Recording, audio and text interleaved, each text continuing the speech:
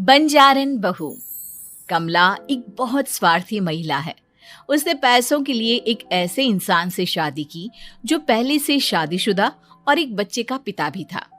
कमला के पति को मरे हुए एक अरसा बीत गया है। अब वो अपने सौतेले बेटे वैभव के साथ रहती है। वैभव के दिल में अपनी माँ को लेकर इतना डर है कि वो अपनी माँ के सामने एक शब्द नहीं बोल पाता। उसकी माँ जो कहती है उसको सर झुकाकर वही मानना पड़ता है। वैभव, तुमने अभी तक घर का काम क्यों नहीं किया?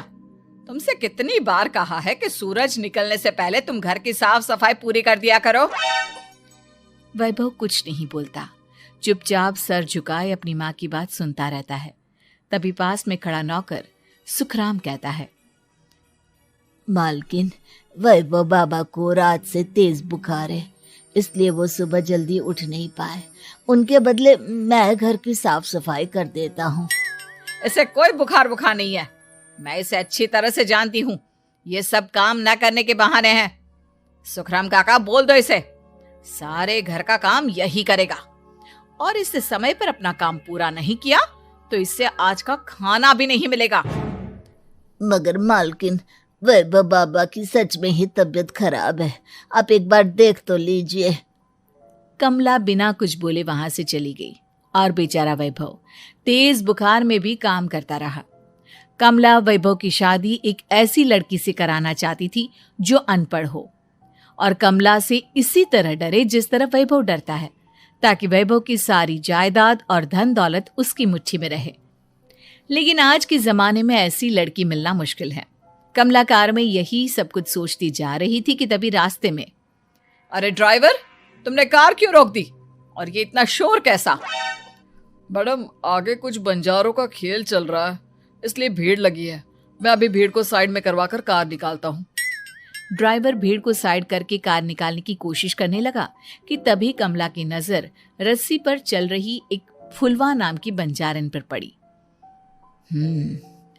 क्यों ना मैं इस बंजारन की शादी वैभव से करा दूं? ये तो अनपढ़ लग रही है, मेरे पैरों तले दबकर भी रहेगी। मुझे अभी इसके माँ बाप से बात करनी होगी। ये सोचकर कमला ने उन बंजारों से बात की और उन्हें शाम को अपने घर बुलाया।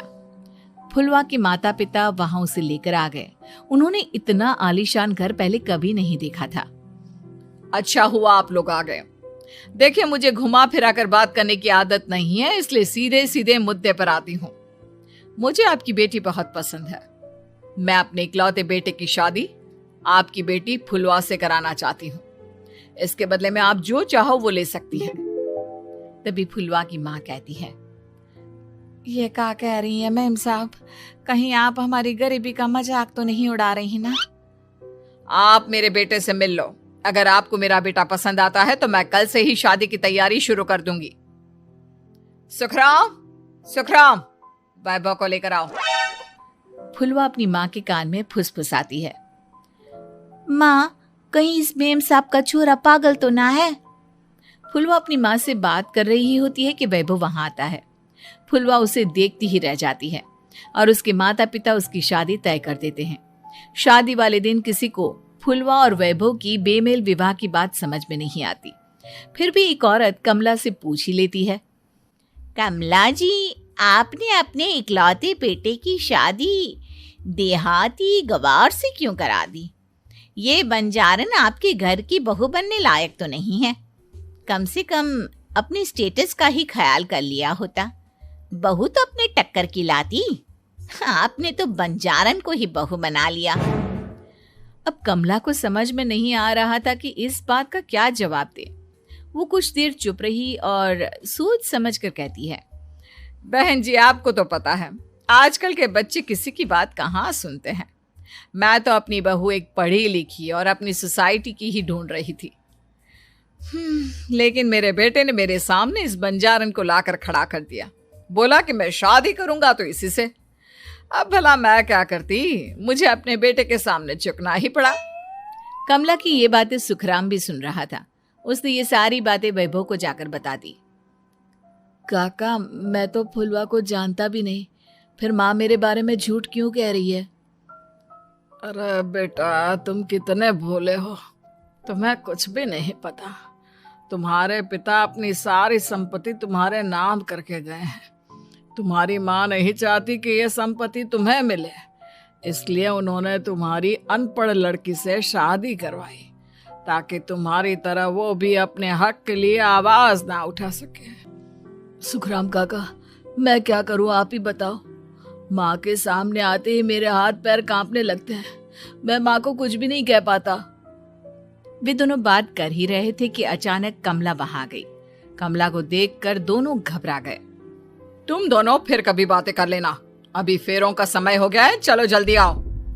इस तरह फुलवा और वैभव की शादी हो गई। अगले दिन कमला ने फुलवा को बुलाया और उसे नसीहत देने लगी। देख बंजारन, तुझे मैंने अपनी बहू बना तो लिया है, लेकिन तुझे इस घर में आंख कान मुंह बंद करके रहना होगा। घर का काम कर और अपने पति से मतलब रख, समझी? कमला का ऐसा रवैया फुलवा को बिल्कुल समझ में नहीं आया। उसने वैभव से इस बारे में बात की। सुनिए ना, माँ जी ने जिस तरह मुझसे बात की मुझे अच्छा नहीं लगा। शादी से पहले तो वो मुझसे बहुत अच्छे से बात कर रही थी, लेकिन शादी के बाद उन्हें क्या हो गया? तुम ज्यादा मत सोचो, जैसा माँ कहती है वैसा ही करो। ये कहकर वैभव वहां से चला गया। अगले दिन वैभव को घर के नौकरों की तरह काम करता देख फुलवा को बहुत हैरानी हुई। फुलवा ने इस बारे में सुखराम काका से बात की तो सुखराम काका ने फुलवा को सारी बात बता दी। अब फुलवा को समझ में आ गया कि उसकी सास ने एक बंजारन को बहू क्यों बनाया।